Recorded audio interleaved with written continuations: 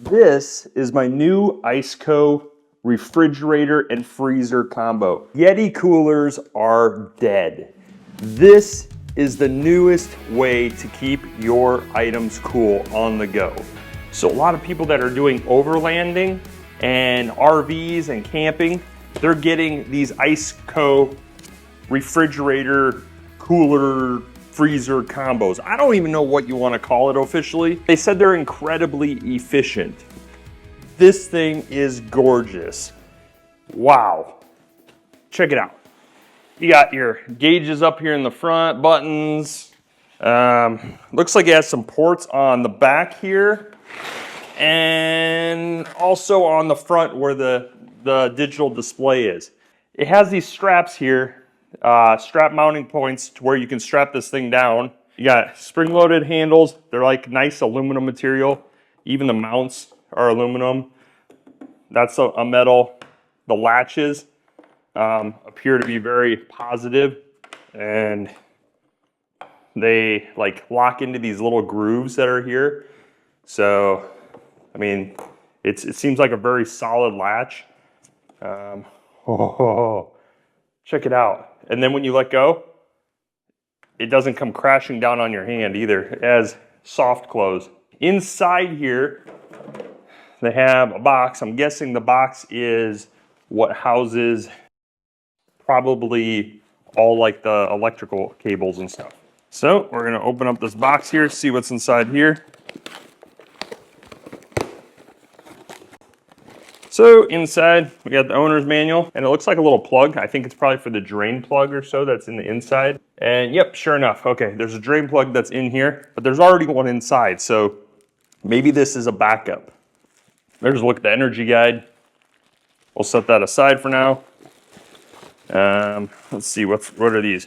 Oh, these are like some corner protectors or something. And then you got two different cables here. One's a house outlet one, and one's like a cigarette adapter outlet. And then right here, looks like we got extra latches. Plug this thing in and just take a look at it.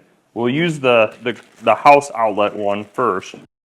It has really thick insulation, so I imagine even if it's not powered all the time, like let's say I'm powering it, I'm keeping everything really, really cold, and then I have a temporary hour or two at like a beach or something, that I could probably leave it unplugged probably for a little bit of a period, and it would still probably hold all the items cold because it has a good seal and it's very thick walls. Okay, so it looks like I have to plug in from the front here.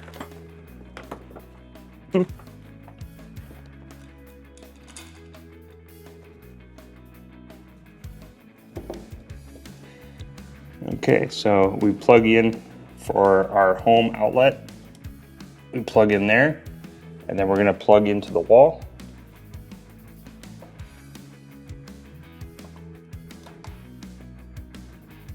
And it's currently powered. It made a little beeping sound.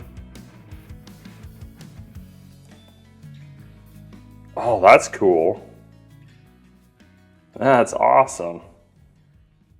Okay, it's currently saying 77 degrees on one, 73 on the other. It's on, now there's an eco mode that you can see there. And then max mode. So we'll leave it on max mode right now. I'm gonna have to download the app too, because I heard the app is really, really cool and intuitive, and you can set the different zones. Right now I have to figure out exactly how this works. Oh, right here I hit setting. Okay, so this cycles through all the settings. So that's set to 32, that's set to 26. And then it tells you what the temp is currently in those zones, I think. And then this is the screen brightness, so it's currently set all the way. You got Fahrenheit, or you can make it to Celsius, I imagine. Then you got your sound. You got Bluetooth on or off, I imagine. Okay. So that cycles through all your settings. That turns your light on and off.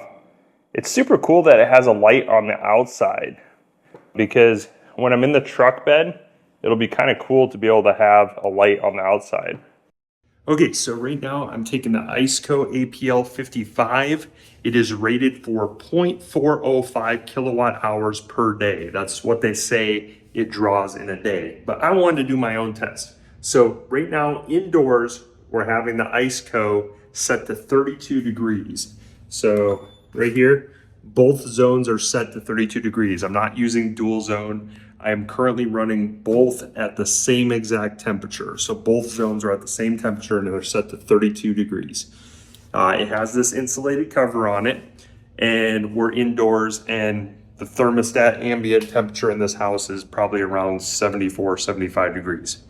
Right here, we have a kilowatt meter. And so we can actually cycle through and see all the details. When it's barely running and barely doing anything, it is basically only drawing 2.4 watts. Now, I hear the pump running, the compressor, and right now you can see it's currently drawing about in the 50s, it looks like. So it's drawing around 50 watts or so. And I've even looked before and sometimes it was drawing around 40 watts. Just depends. It literally just cycled on. We currently are at 0.213 kilowatt hours for 3/4 of the day or so. So at about 8:08 p.m., I'm going to read this and I will figure out how many kilowatt hours we're actually drawing. Right now, we ended up testing the ICECO APL 55 dual zone freezer fridge. Now, for this setting, I ended up only setting both zones to 32 degrees, which is like refrigeration temp. That's basic refrigeration temp. So both zones are set to 32 degrees. We do have the cover on, and we are in a house that is set to 75 degrees for the ambient temperature. Right now, here is a look at the 24-hour stats or numbers.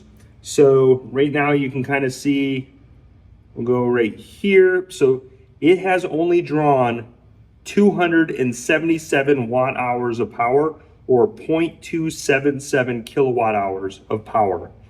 We're running at 120 volts because it's plugged into an outlet, but you can run this on 12 volt power as well. So if we were running this off of my 100 amp hour lithium iron phosphate battery, if we were running it off of this tiny little battery, we could power that for 4.6 days. 4.6 days we could power that fridge for. So is the ICECO better than a Yeti cooler? I don't know, but we're not done testing yet. We're gonna take the ICECO and we're gonna end up putting it in the truck, and we're gonna repeat this test. And we're gonna see in the real world environment in Florida right now, how well is it gonna do? Is that number gonna be significantly higher kilowatt draw? Okay, so right now we are outside of the house. We threw the ICECO into the back of the truck. We are in Florida. It's gonna get hot tomorrow. I did open up this so I could let as much warm air get in. So basically we're starting from scratch again, just like we did in the house. Because in the house test, it was at ambient temperature inside. And so I want to be able to make sure that the test is exactly the same. I got a thermostat here. We're going to keep this just right here in the truck bed. And that way we're going to be able to see how hot it gets in the truck bed tomorrow throughout the day. We're going to be starting the test here. We're using a 12.8 volt, 100 amp hour lithium iron phosphate lifetime battery. I have a discount code on these, Kayak DIY 6. But that is 1,280 watt hours of power that can power this. So right now we are outside. It's nighttime. This is the same time that we started the test with this when we were inside the house. We're going to set it to the same settings. And the meter is currently counting. Okay, so we have the ICECO APL 55. It's currently set to 32 degrees on both zones. inside the truck bed, it has been 117 degrees. That is the hottest that it's gotten inside here.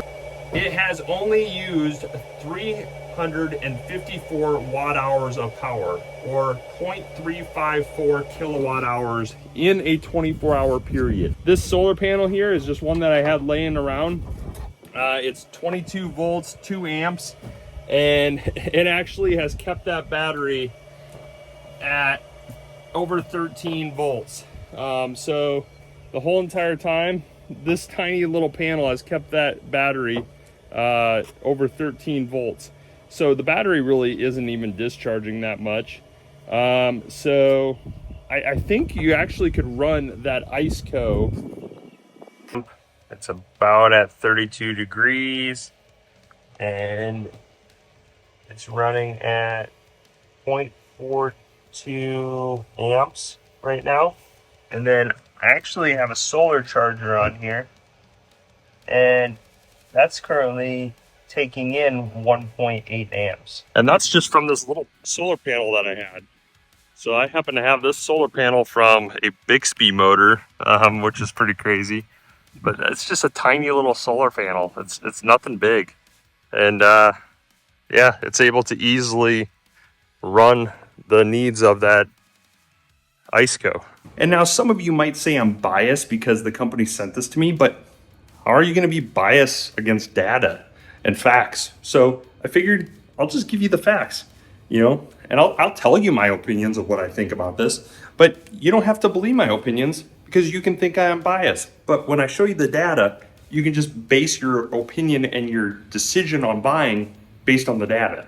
So I don't care if you buy it or not, but if you do, use our discount code, because discount code Kayak DIY saves you like 12%, which makes this, to me, I have a Yeti. I bought my Yeti. But Yetis, you have to pre-chill, you have to go through like the protocol. And if you don't, they don't work the set amount of days that they say they work. And then you end up with soggy food from melted ice. This, no more soggy food, you know. Now, you might not buy it with the cover or anything. So, you know, without the cover, it's probably going to get a little bit different performance.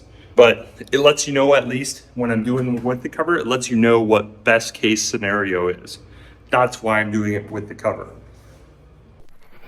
On top of the morning, on top of the wave, on top of the team, on top of the days, on top of my purpose. I create. Y'all wanna copy, but we're not the same.